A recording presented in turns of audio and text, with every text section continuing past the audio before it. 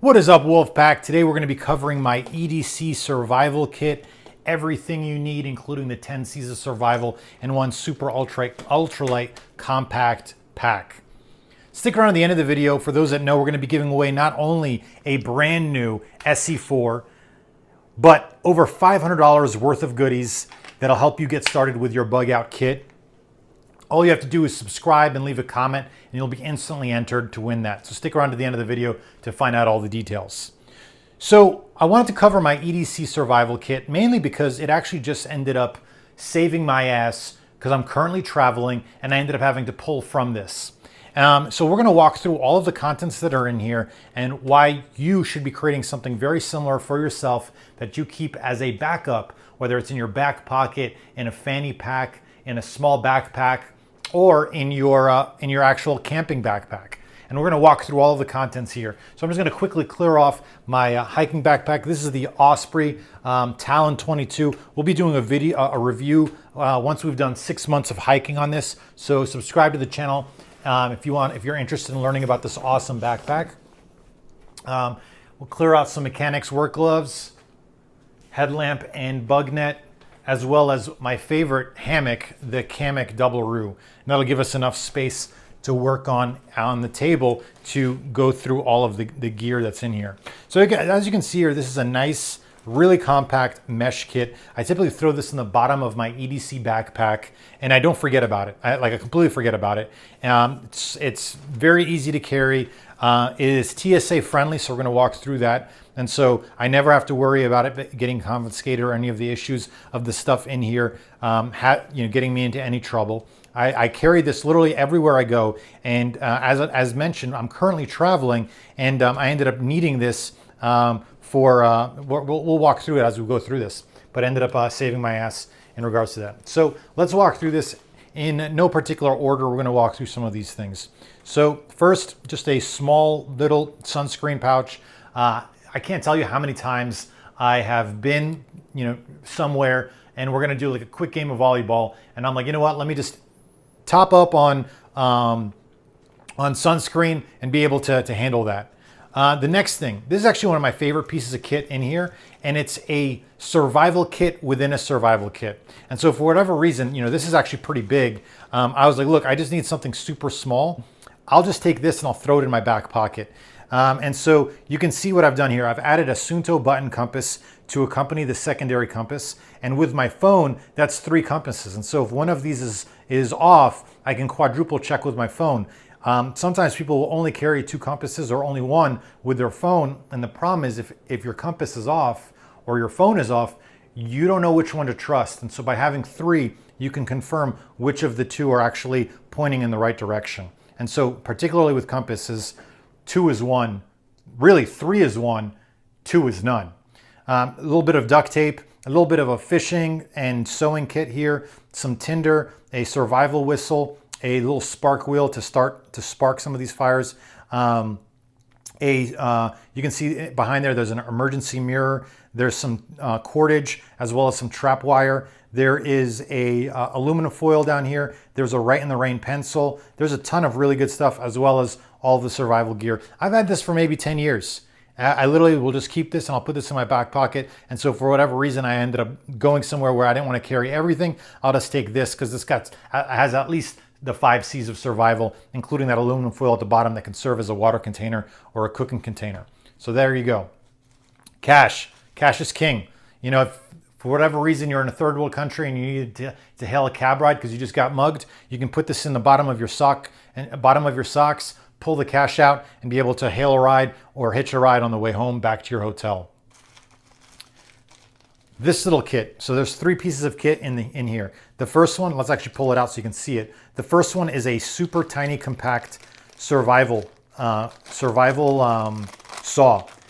I have used this exact one to cut through 3-inch branches. So you always want to test out your gear. What I'll do is you can either put your fingers through here and saw back and forth, or you can, what I did is just take 2 small branches, feed it through and be able to grip it to give yourself a little bit of extra strength.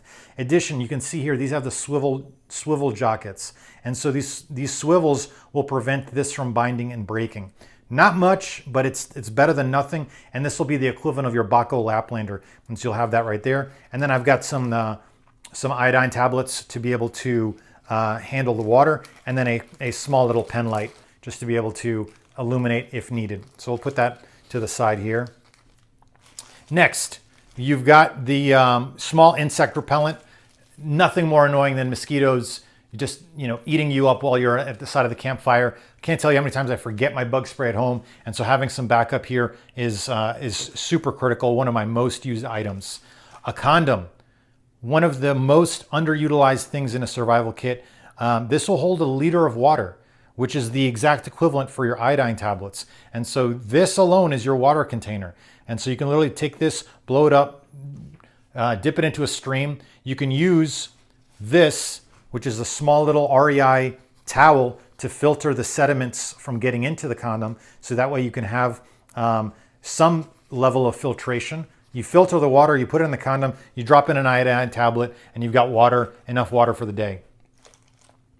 Storm matches. These are survival matches. Stormproof, never crack these open, but they're really, really phenomenal. I've used this a bunch of times, and so I keep this one as my emergency backup fire starting kit. Some meds, some of my favorites, the ones that end up getting used the most. Band-Aids, they can serve as auxiliary moleskin. They can serve as abrasion resistance on your hands if you're doing some work. Additionally, there's a small little med kit in here. They've got everything from like vitamin C tablets to electrolyte tablets to Benadryls. All of the major small essentials are all packed in here. And so if I needed to, I can always just take this and leave that there. So that's part of the med kit. Knots. You don't have a lot of cordage in here, and so you have to be very efficient with your knots. And so if you don't know how to tie a bowline, if you don't know how to tie a trucker's hitch, you know what? In a stressful situation, this may be enough. And so just keep this handy, and you'll be able to tie as many knots as needed. Moleskin. This literally takes up no space at all and is invaluable when you're hiking. A little survival battery bank. I mean, this thing is actually really, really solid. It actually does take a trickle charge from the sun. You can see the green light. It's actually charging directly from the light, the lamp above here. So that's how photosensitive this is. Additionally, it has 2 extra lights down here. And so I've been using this, so it might not be topped up, but let's give it a quick, see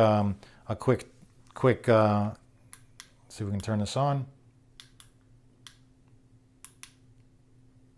Okay, let's see if we can get the light. There we go. So you get the light to work. So, not much, but it's better than nothing.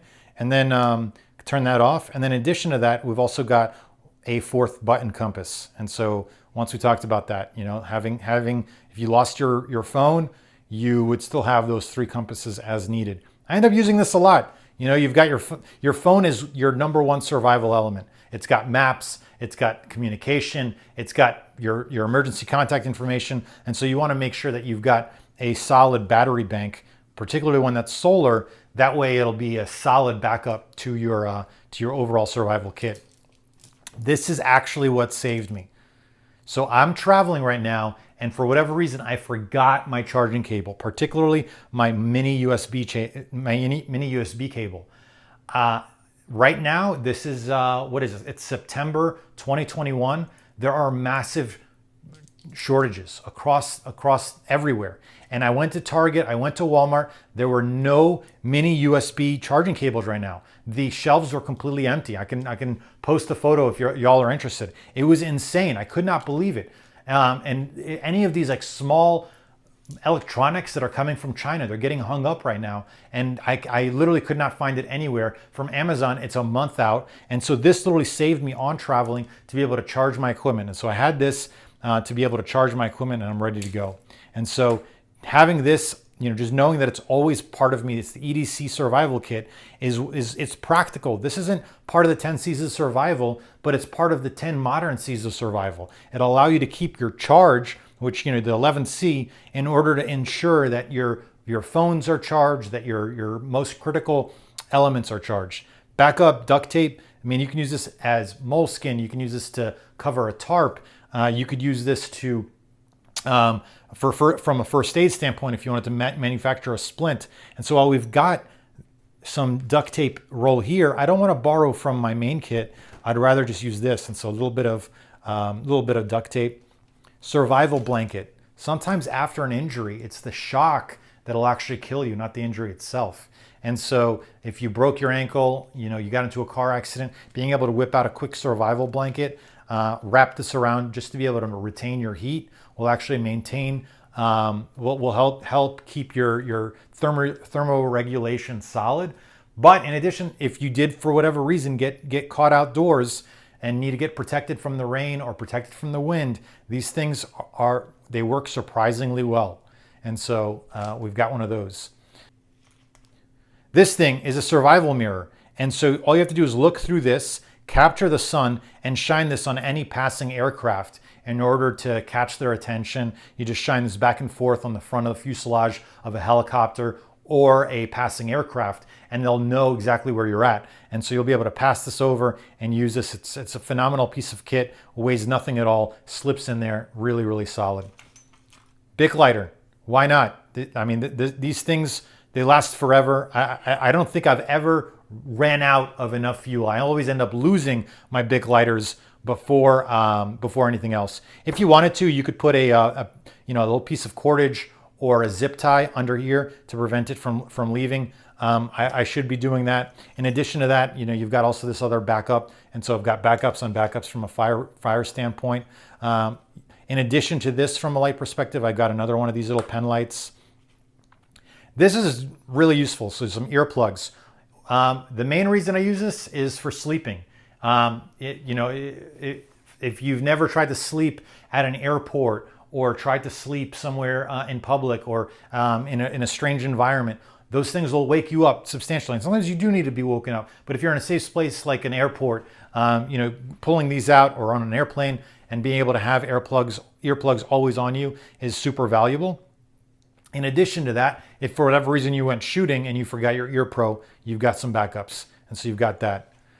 Cordage, we talked about cordage. I mean, this is just a small amount of paracord, but in addition to the, let's say 10 feet that you have here, you can also pull out the inner strands and have, dozens of feet, if not over 100 feet of those inner strands in order to work with. And so paracord is super critical. And the paracord bracelet is a nice, easy way to keep cordage always on you.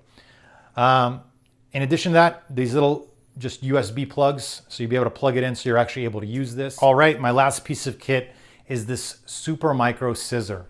And so this is TSA friendly. It's, as you can see here, very compact. You can literally hold this here in your pocket, no problem, put it in your pocket. But when you pull it and rotate it, you've got a nice pair of scissors. You can use this for first aid. You could use this for sewing.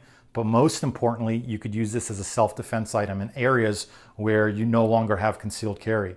And so you can see this is pretty crazy, right? I mean, no one would want to mess with this. So you can literally either use this as a pair of brass knuckles if needed. But personally, what I'd prefer doing is just using this as a small stabbing instrument. And so, you could imagine this in a clavicle or in an eyeball. I mean, the fight's over. And so obviously that would, only be in a life or death situation. But if you're traveling to third world countries where blades are hard to come by or they may be illegal, this is something very small and can be put as part of your overall med kit, and it's not going to attract any attention. It's super tiny, it's super compact. You can literally fold this thing up, compact it, put this in the bottom of your socks, in the bottom of your shoes, tuck it behind your belt, and you've got a really nice compact self-defense tool, blade instrument in an area where those are non-permissive. You can hang this from a carabiner and be ready to go. And so that is the last and final piece of kit. And so let me know what I've missed. I mean, I think the only thing that I'm probably going to end up putting here is a little piece of a little bit of floss, just to add a little bit of extra cordage. Floss is very strong for its weight, and you can get a lot of cordage for a very compact piece of time. I might put some more fish hooks here. I've got a couple here, but I might add a couple more. But I'd love to hear what you have to say. What do you think I should be adding to the EDC survival kit? Let's help out the community and give everyone inspiration to be able to create their own EDC survival kit. And let's make sure that we're all taking care of each other as part of this process. All right, y'all. So that's the end of the video. What we're going to be doing, we're going to be giving away not only this SE4, in addition to that, we're going to be giving away over $500 worth of survival goodies. All you have to do, subscribe, leave a comment, and you're instantly entered on this video or any of my videos, and you'll be instantly entered to win once we hit 10,000 subscribers. In addition to that, if you wanted to get more entries, you just become a Patreon subscriber, and you'll get a ton more entries. You'll get all of the details in the descriptions below. Really looking forward to sending this stuff out. And thanks everyone. Stay safe, y'all.